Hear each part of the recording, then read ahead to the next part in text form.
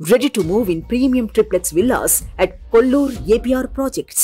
కాలేజీకి వచ్చే అమ్మాయిలకు రక్షణ కల్పించాల్సిన అధ్యాపకులే కామాంధులుగా మారితే ఎలా? అమ్మాయిల ఫోటోలు మార్ఫింగ్ చేసి బ్లాక్మెయిల్ చేస్తే వాళ్ళని టీచర్లనాలా, కీచకులనాలా? లైంగిక వేధింపులు తట్టుకోలేక కాలేజ్ బిల్డింగ్ నుంచి దూకి ఆ అమ్మాయి ఆత్మహత్యకు పాల్పడింది. కొమాది చైతన్య ఇంజనీరింగ్ కాలేజ్లో జరిగిన ఈ ఉదంతం ఇప్పుడు విశాఖలో దుమారమే రేపుతోంది.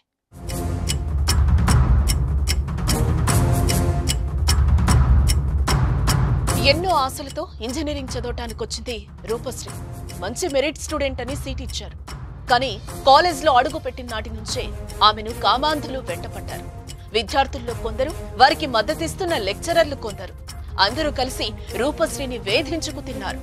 అమ్మాయి ఫోటోలు మార్ఫింగ్ చేసి బ్లాక్మెయిల్ చేశారు. లొంగిపోతావా లేదంటే ఫోటోలు సోషల్ మీడియాలో వైరల్ చేయాలా అని నిత్యం హింసించారు. తట్టుకోలేకపోయిన ఆ అమ్మాయి వాట్సాప్ లో తండ్రికి ఒక మెసేజ్ పెట్టి కాలేజ్ బిల్డింగ్ పై నుంచి దూకేసింది.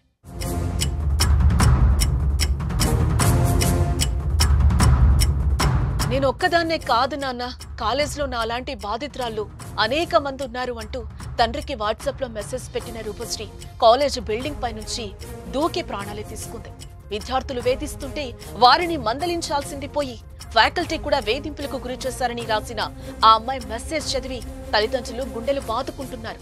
నా ఫోటోస్ తీసుకుని బెదిరిస్తున్నారు నాన్న, పోలీసులకు ఫిర్యాదు చేద్దామంటే ఫోటోలను సోషల్ మీడియాలో పోస్ట్ చేస్తామని వేధిస్తున్నారు నాన్న అంటూ రూపశ్రీ రాసిన మెసేజ్ చైతన్య ఇంజనీరింగ్ కాలేజీలో జరుగుతున్న అరాచకానికి అద్దం పడుతోంది.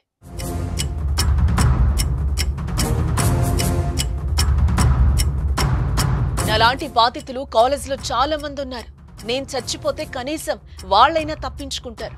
కాలేజ్లో జరిగే దారుణం వెలుగులోకి వస్తుందంటూ తండ్రికి రాసిన చివరి మెసేజ్ లో రూపశ్రీ ఆవేదన వ్యక్తం చేసింది. చావు తప్ప నాకు వేరే దారి కనిపించడం లేదని చెప్పిన రూపశ్రీ మెసేజ్ తాను అనుభవించిన నరకాన్ని కళ్ళకు కడుతోంది.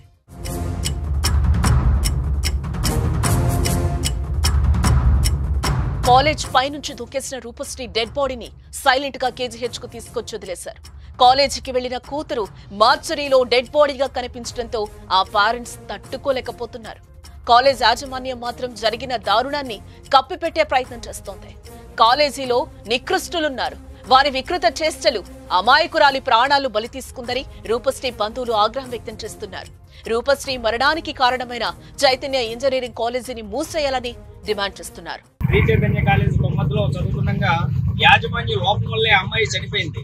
కాబట్టి యాజమాన్యం వచ్చి అమ్మాయికి స్టడీ పోలేదు, అది లేదు ఇది లేదని చెప్పారు. అమ్మాయి ర్యాంక్ స్టూడెంట్, సీట్ వస్తేనే అమ్మాయి శ్రీ చైతన్యలో జాయిన్ అయింది.